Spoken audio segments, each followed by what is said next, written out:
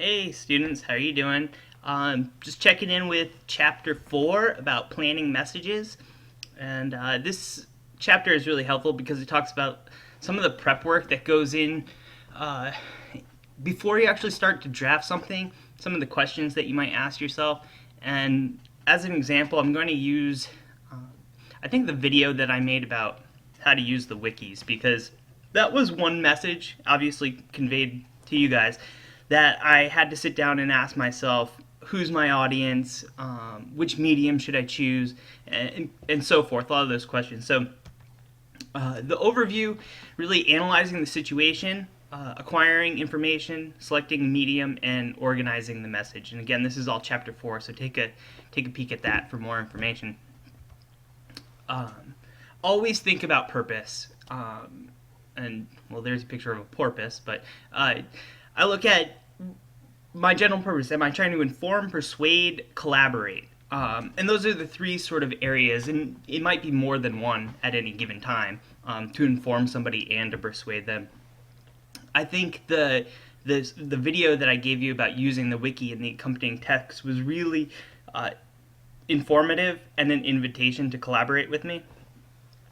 And then you determine your specific purpose. Okay, so that's exactly what do I want you to know about the wiki if I'm informing you. And so I think about that. I also think about, how much information should I give you at one time. I have this stop sign because it's like, whoa, whoa, whoa, wait. You have to, before you even send the message out, before you're planning, you have to decide, is this realistic? Is it the right time to send a message? Okay, maybe I want to ask for a raise. I have to, I've got this message that I'm going to deliver in writing and probably orally as well, and I have to think, is this the right time to send this? Is it coming from the right person? Okay, maybe the message would be more appropriate if sent from my supervisor or from a student. And will it produce change? I have to think realistically. What do I hope to accomplish? Is it realistic? And so I kind of ask myself all those questions before getting started. The next thing you do is really analyze the audience, and I'm excited because you guys are going to sort of do this with your group project. You'll be writing for the web, but I think about who is my group, and it's really difficult because your students online, and I can make some assumptions and generalizations about English 155 students, right? What do they know? Why are they here? But it's really hard to determine, specifically, maybe some of you have used wikis in work in school before. Maybe some of you have no idea what they are. You've never heard the word before. So analyzing the audience, knowing what's their knowledge, what are their expectations, what's their reaction. Some of you might think, hey, this is cool. Others might think, well, this seems like a lot of work. I don't know what I'm getting into. Why should I have to learn this? And I kind of have all those ideas juggling in the back of my mind, and I'm trying to tailor my message to a wide audience. But I think the expectations, if I'm analyzing this demographic, I can think the expectation is, how will this be applicable to me in the future?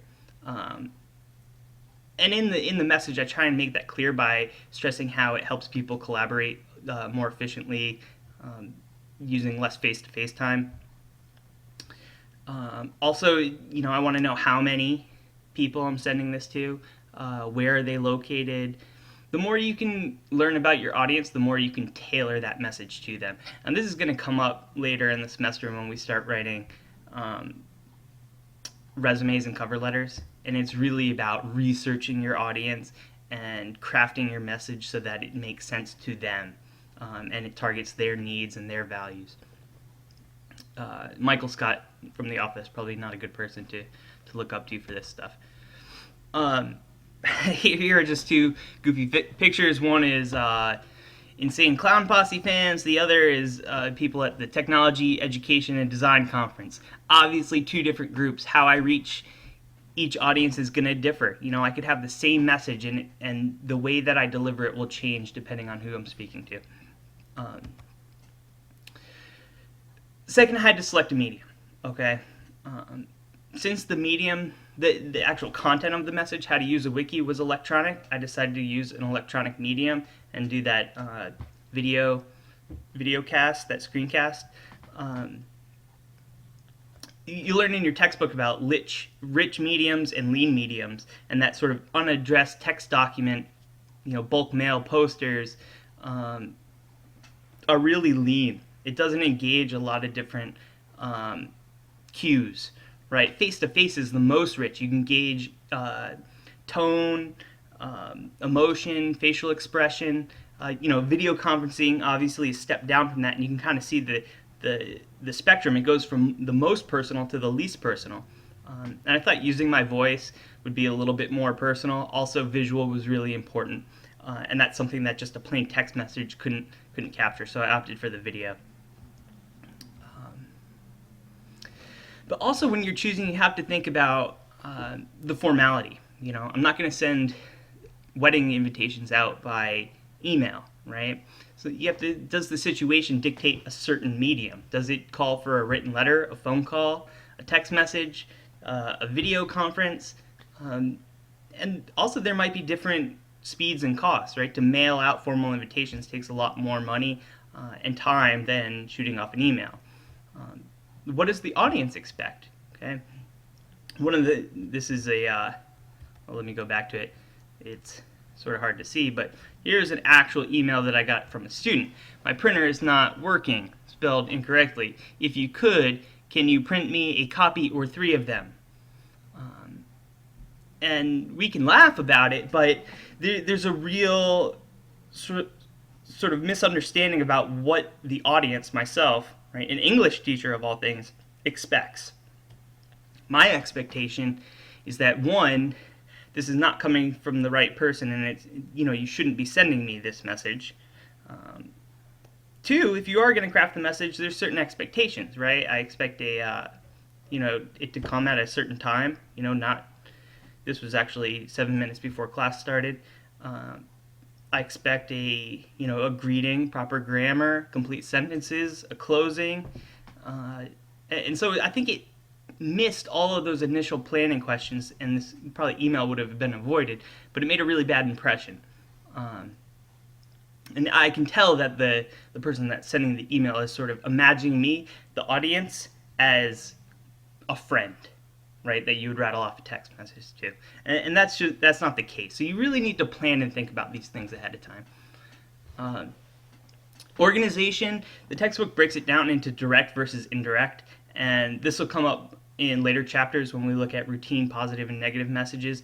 But essentially, direct is I'm going to state my point in the beginning, tell you exactly why I'm sending this message to you, right? I'm going to explain how to access the wiki. Okay. Indirect is usually reserved for persuasive messages or negative messages when you're breaking bad news, and that's where you give a lot of your reasoning up front, and then you lead to your main kind of thesis or point, So because you were late submitting the assignment and it didn't meet the standards that I had initially, set forth, you will receive an F, whatever. And so you're not prolonging the bad news or the message so much as explaining everything because you anticipate sort of a bad reaction, or somebody might not be persuaded, so you're giving all the reasonings first. And so that main idea, major point, details format, that kind of academic, almost 5-paragraph style that we're taught, is really direct. I think it's the one you know best. So that's really some of the concepts from Chapter 4 that I wanted to cover. If you have any questions, send me an email, or better yet, post them on the forum, and I think some of our fellow students can respond back. So thanks a lot, guys.